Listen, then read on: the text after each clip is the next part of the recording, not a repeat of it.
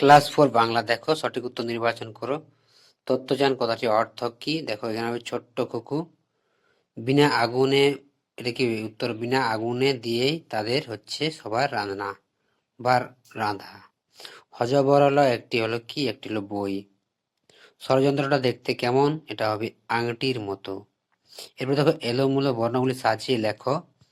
দেখো এলে প্রথমের উত্তরটি হবে কি? লেখাপড়া। তারপরটি হবে কি? বনভোজন। তারপরটি হবে যথারীতি। আর তারপরে হবে ঘটা হবে তেপান্তর। এরপর দেখো ফাঁকা জায়গায় সঠিক শব্দ বসাও। ইয়াসুকে পোলিও হয়েছিল। দেখো এর জন্য স্যার অসুবিধা ছিল। একদা এক বাঘের গলায় ফুটেছিল কি? অস্থি মানে হাড়।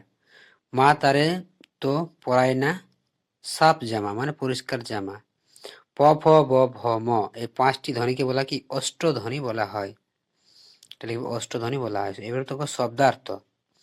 দিল খোলা মানে উদার। নিশানা থেকে পতাকা। টাইম টেবিল থেকে সময় সারণী। আর মজবুত থেকে শক্ত হওয়া। এক কথার উত্তর দেখো, বিদেশে থাকে যে তাকে বলা হয় কি? প্রবাসী। যে ফেরি করে বেড়ায় তাকে বলে ফেরিওয়ালা। এরপর দেখো পরের পেজ কি আছে? বিপরীত শব্দ দেখো। আরম্ভ থেকে হচ্ছে সমাপ্ত, লম্বা থেকে বেটে, অন্ত থেকে অস্ত থেকে উদয়, আর সহজ থেকে কঠিন। বর্ণ বিশ্লেষণ দেখো, ভয়ানক দেখো এখান থেকে দেওয়া আছে, ভেঙে দেওয়া। তারপর আছে মোমবাতিটা দেখে নাও। তারপরে দেখো সমার্থক শব্দ লেখো। নদী, নদী থেকে হয় তটিনী, নদীকে আমরা বলি তটিনী।